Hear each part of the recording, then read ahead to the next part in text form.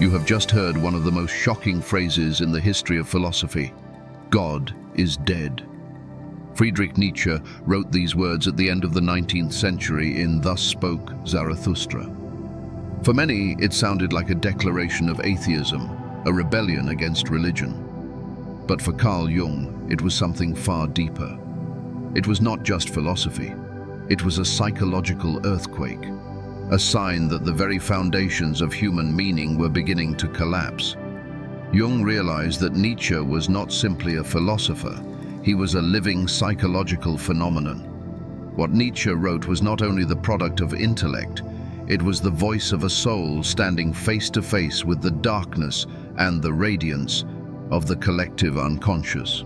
That is why Jung dedicated years of his life to analyzing Thus Spoke Zarathustra in a long seminar at Zurich. And in these lectures, Jung did not read Nietzsche as a scholar would. He read him the way a doctor reads symptoms, the way a dream interpreter reads the symbols of the night. And what Jung saw was this.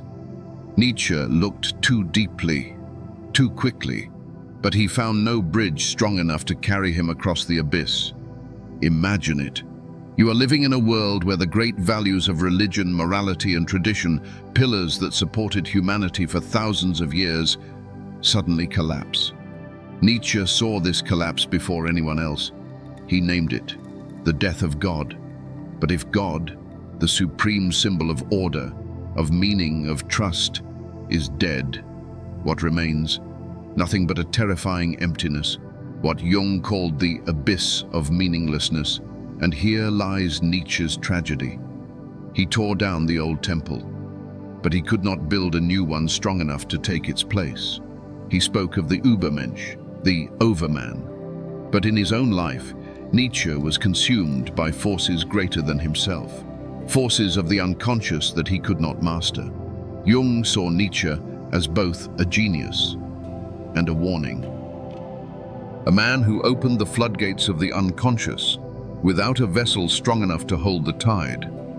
In the seminars, Jung pointed out that Nietzsche was writing not just with intellect, but with an archetypal current. He was channeling images, visions, and voices from the depths. That is why Jung treated Zarathustra as if it were a dream. Every image, every symbol, every parable, a clue to the drama of the psyche. Take, for example, the figure of the Tightrope Walker. To Jung, this was not just a metaphor for risk, it was an archetype of individuation. The human being must walk a narrow rope, stretched between instinct and spirit, between shadow and light. And not everyone has the balance to make it across. Nietzsche stepped onto the rope, but he fell. So why did Jung see Nietzsche both as a prophet and as a cautionary tale? Because Nietzsche touched a truth most of us fear, that all external structures will one day collapse, and meaning must be born from within. Because he opened himself to the archetypes, without a psychological system to contain them. And because that flood of raw images and forces overwhelmed him, driving him toward madness. For Jung, Nietzsche's life became a mirror for the danger of the modern soul. The danger we all face when we cast aside the old gods, but have not yet found the self within. In the next part of this journey, we will enter the seminar itself, and begin with the first great image, the Tightrope Walker, a symbol, Jung believed, that contains the warning for all of modern humanity. The Tightrope Walker. The image appears early in Thus Spoke Zarathustra. A man steps out before a crowd. High above the ground on a rope stretched between two towers, he begins to walk, carefully, step by step. Below, the people watch. Some cheer, some mock, some wait for him to fall.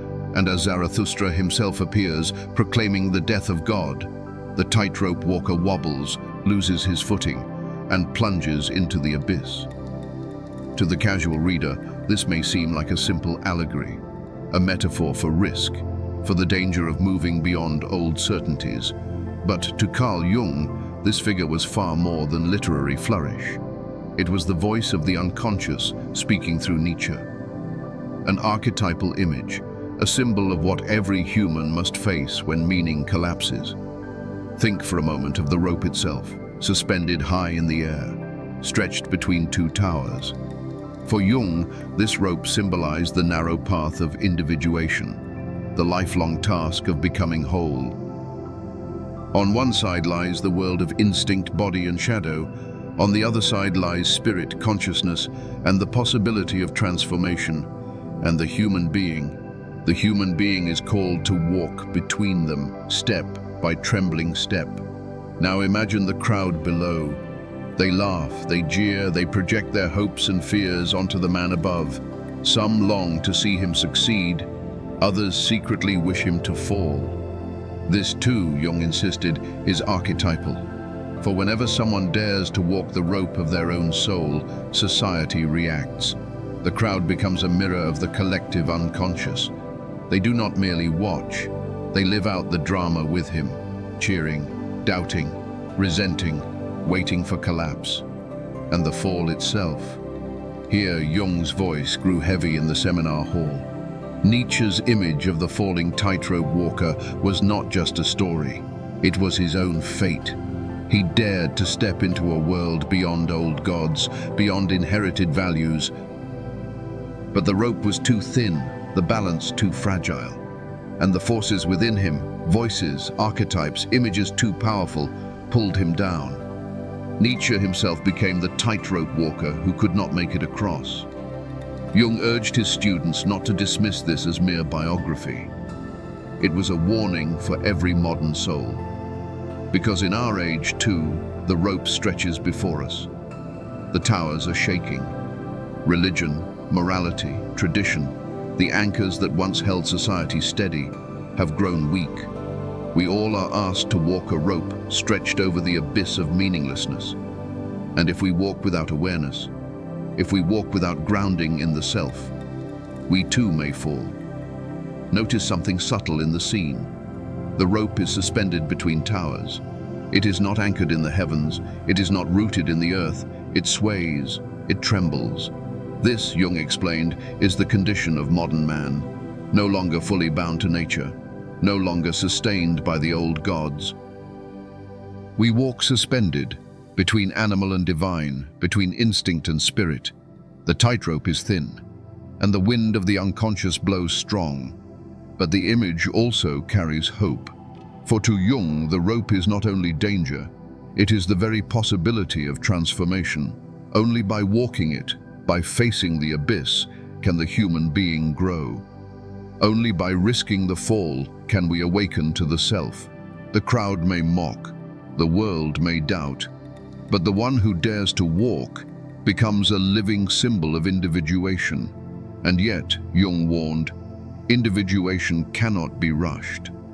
Nietzsche leapt too far, too quickly. He dissolved the old without patiently cultivating the new. He allowed the archetypes to flood in. The prophet, the overman, the voice of Zarathustra, but he lacked the vessel to contain them. Jung compared it to opening a dam before the walls are built. The water rushes in, overwhelming, destructive. Instead of bringing life, it drowns. Thus Nietzsche became consumed by the very forces he sought to channel. For Jung's students, the lesson was clear. Individuation is not a heroic leap into the unknown. It is a slow and dangerous balancing act, a walk across a trembling rope. One misstep, and the unconscious can engulf us. This is why Jung placed so much emphasis on symbols, rituals, dreams, and myths. They are the balancing pole in the hands of the tightrope walker. Without them, we have no support, no counterweight, no rhythm. Nietzsche walked without a pole. His stride was bold, dazzling, poetic, but the rope shook, and he fell. As Jung paused in the seminar hall, he reminded his listeners, we must honor Nietzsche not only for his brilliance, but for the warning written into his fall. For every modern man and woman faces the same rope. And if we do not learn to balance, if we do not carry the weight of symbols to steady us, we too will plunge into the abyss. And so the figure of the tightrope walker is more than a story. It is a mirror. It asks each of us, will you dare to walk the rope of your own soul? Will you endure the laughter of the crowd, the winds of the unconscious, the risk of falling? And if you fall, what then? Archetypes in Zarathustra. When Jung opened Nietzsche's Zarathustra, he did not see only philosophy. He saw a theater, a stage where ancient figures, archetypes, stepped forward and spoke through Nietzsche's pen. These were not inventions of intellect. They were eternal patterns, living forces rising from the collective unconscious. And in Zarathustra, three figures stand out most clearly: the prophet, the trickster, and the shadow. The prophet Zarathustra himself is the prophet. He descends from the mountain, much like Moses, much like Christ, much like every messenger who returns from solitude with a revelation. He speaks with the fire of vision. He declares the death of God. He announces the coming of the Übermensch. But Jung reminded his students, the archetype of the prophet is double-edged. On one hand, the prophet awakens new life. He shatters illusions, opens paths, declares truths that shake the world. On the other hand, the prophet risks inflation. He mistakes the voice of the archetype for his own. He begins to believe he is the divine voice rather than its messenger. Jung saw this danger clearly in Nietzsche. The prophet archetype spoke through him with overwhelming power. But Nietzsche identified with it too fully. He fused his fragile human ego with the eternal figure of Zarathustra. And this, Jung said, was a recipe for disaster. For no mortal can bear the full weight of the archetype without breaking. The trickster. Alongside the prophet, another figure dances in the text. The trickster. He mocks. He disrupts. He sneers at Zarathustra's lofty proclamations. Sometimes he is the jester, sometimes the cynic, sometimes the shadowy laughter of the unconscious. For Jung, the trickster is one of the oldest archetypes of all. Half divine, half animal. A shapeshifter who exposes vanity, who punctures inflation, who trips the prophet when he grows too serious. The Tightrope Walker himself is interrupted by a clown. A fool who leaps across the rope, causing him to fall. This is no accident. The clown is the trickster, the archetype that ridicules human striving, that reminds us of the absurd, that prevents us from becoming gods in our own minds. But Jung warned, if the trickster is not integrated, he becomes destructive. He sabotages from the shadows. He mocks not to humble, but to destroy. Nietzsche felt the sting of this archetype in his own psyche. Mockery, laughter, and madness intertwined. The trickster danced through his mind until he could no longer tell vision from delusion. The shadow. And then there is the shadow, always present, always lurking, even in the pages of Zarathustra. Every proclamation of light casts a darker outline. Every declaration of freedom reveals the chains beneath. The shadow in Nietzsche appears as envy, as rage, as contempt for the last man, the ordinary human who clings to comfort instead of greatness. But Jung asked, was Nietzsche condemning others, or was he projecting his own unintegrated shadow? The contempt for weakness, the merciless judgment, the thirst for transcendence at any cost. These may not only describe society, they may also reveal Nietzsche's war with himself. For Jung, the shadow is not the enemy to be destroyed. It is the hidden twin that must be faced and integrated. And here, Nietzsche faltered. He denounced the shadow, but he did not embrace it. And so the shadow grew stronger. The archetypal drama. In the seminar hall, Jung would pause after reading these passages. He would remind his listeners, this is not just Nietzsche's drama. This is the human drama. This is your drama. For within each of us lives the prophet, the trickster, and the shadow. We proclaim truth and risk becoming inflated by it. We laugh at ourselves, but sometimes the laughter turns bitter. We long for light, but cannot escape the pull of darkness. Nietzsche gave these figures voices, but he could not hold them in balance. They tore at him, and in the end, they tore him apart. Jung's warning. Jung insisted that to recognize an archetype is not enough. We must create vessels strong enough to contain them. Religion once served this role. Myth, ritual, symbol, these were containers. They allowed the prophet's voice, the trickster's laughter, the shadow's darkness to be expressed, honored, and balanced. But Nietzsche tore down the old container. He declared God dead. And without a new vessel, the archetypes flooded in unchecked. The prophet overwhelmed him. The trickster mocked him. The shadow consumed him. And so Nietzsche fell into madness, a living parable of what happens when archetypes rule without integration. A mirror for us. But Jung never told this story simply to condemn Nietzsche. He told it as a mirror, because in the modern world, we too live without the old containers. We too hear the voices of the archetypes rising, in politics, in culture, in dreams. The prophet still speaks, in those who demand a new vision. The trickster still laughs. In satire, in chaos, in cynicism, the shadow still lurks. In projections, in hatred, in the fear of the other. And if we do not learn to integrate them, we may share Nietzsche's fate. The challenge. So Jung left his students with a challenge. Can you recognize the prophet within you without being inflated by him? Can you welcome the trickster's laughter without letting him destroy what is sacred? Can you face your shadow without projecting it onto others? For these figures are eternal. They will not go away. They live in us as they lived in Nietzsche. The difference is whether we remain unconscious or whether we walk the rope with awareness. Shun the Übermensch and the self.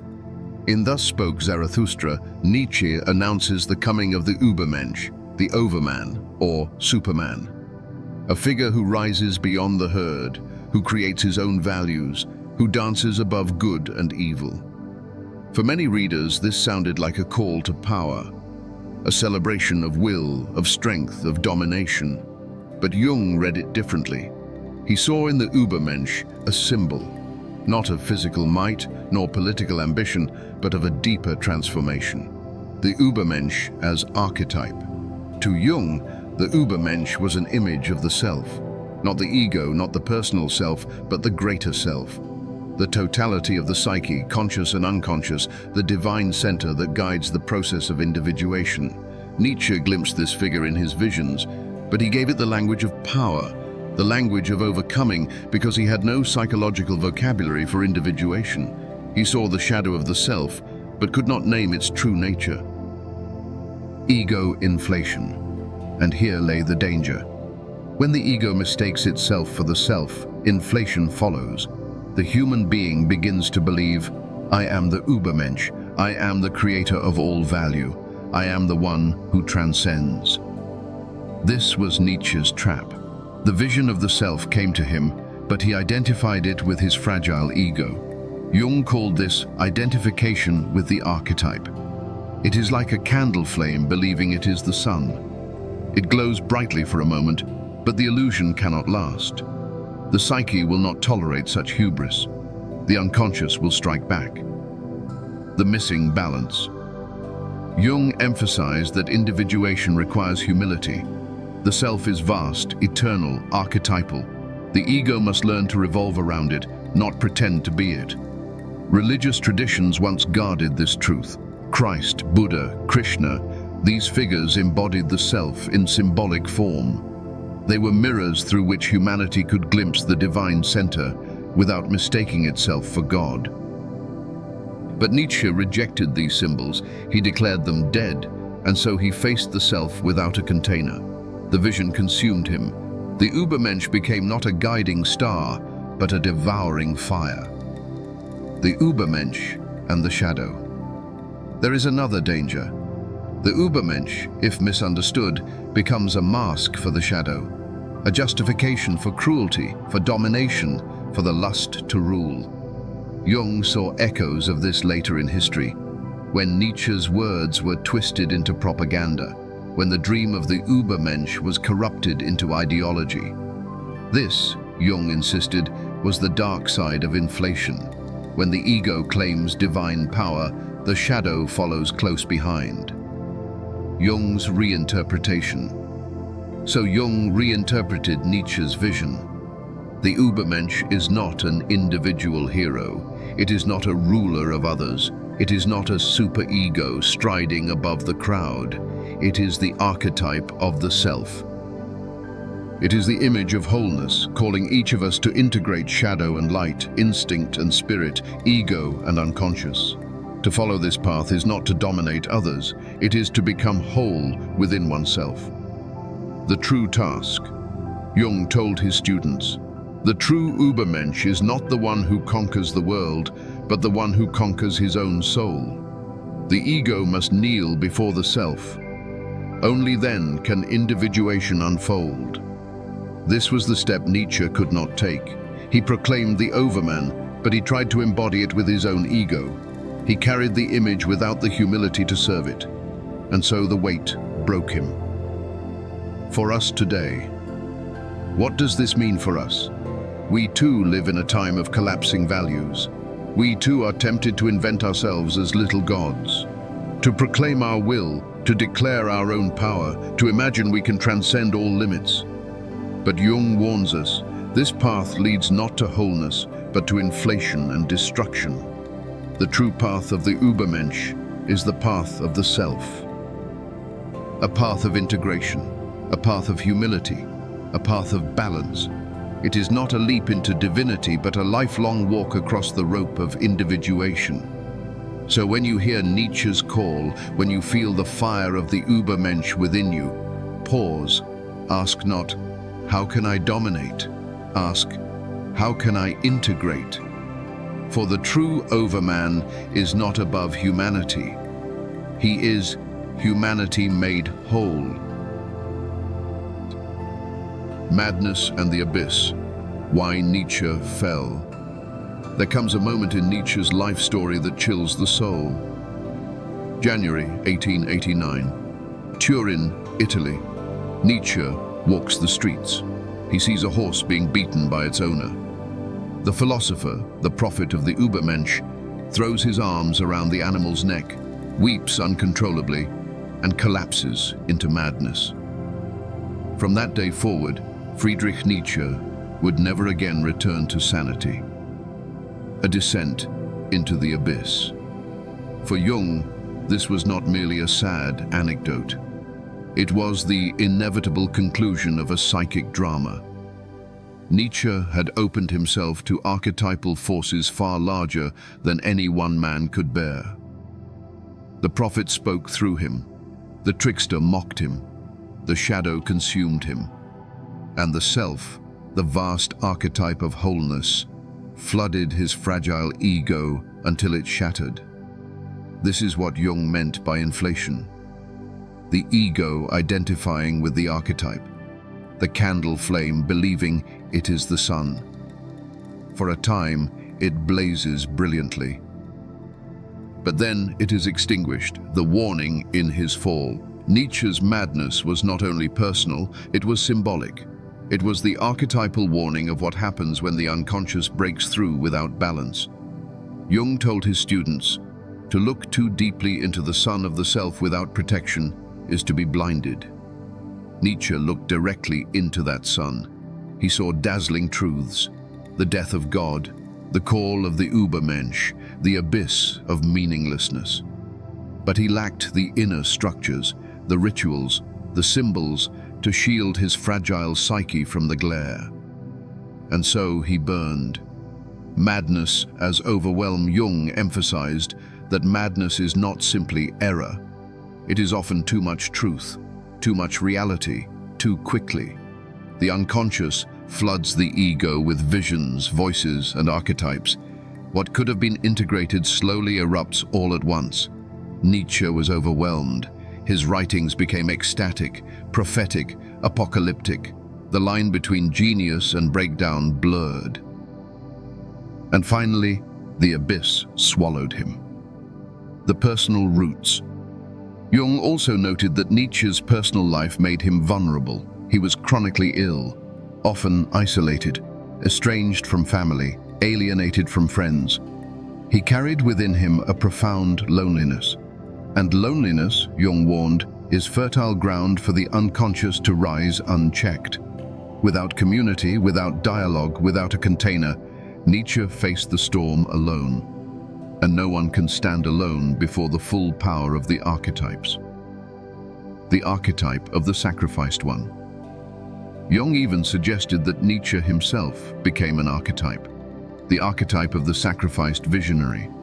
Like Icarus, who flew too close to the sun, like Prometheus, who stole fire from the gods, like prophets who brought revelations but paid with their sanity or their lives. Nietzsche became the living parable of the one who dared to see too much.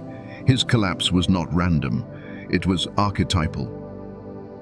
Lessons from the abyss. So what are we to learn from Nietzsche's fall? Jung insisted, do not dismiss him as mad, do not reduce him to illness, rather see him as a mirror. He shows us what happens when we reject the old gods without building new symbols. He shows us what happens when the ego identifies with the archetype instead of serving it. He shows us what happens when the unconscious breaks through without balance, without ritual, without humility. Nietzsche became the warning written in fire. To face the abyss without grounding is to be consumed by it. Madness and modernity. Jung extended this lesson to modern humanity, for he saw in the 20th century a collective version of Nietzsche's fall, the collapse of religious certainty, the rise of ideologies, political prophets, false Übermenschen, the flood of archetypal forces into politics and war. Jung said, what Nietzsche lived in his psyche, the modern world now lives in history. The madness of one man became the madness of nations. Redemption in reflection. And yet, Jung did not despair. He believed Nietzsche's tragedy could become humanity's wisdom. If we study his fall, if we heed his warning, we may avoid repeating it. Madness is not destiny. The abyss is not inevitable. But we must learn to integrate. We must honor the unconscious without being swallowed by it. We must build vessels through art, myth, ritual, psychology, that allow the archetypes to speak without destroying the ego. The final image. In the end, Nietzsche sits in silence, mad, broken, yet strangely luminous. His words still echo. God is dead. The Übermensch is coming. But his life whispers another truth. To see too much, too soon, without balance, is to fall. And Jung's voice reminds us, the task is not to extinguish the unconscious, nor to let it consume us, but to walk the narrow rope in between. Nietzsche fell from that rope, but perhaps by studying his fall, we may learn to walk with greater care.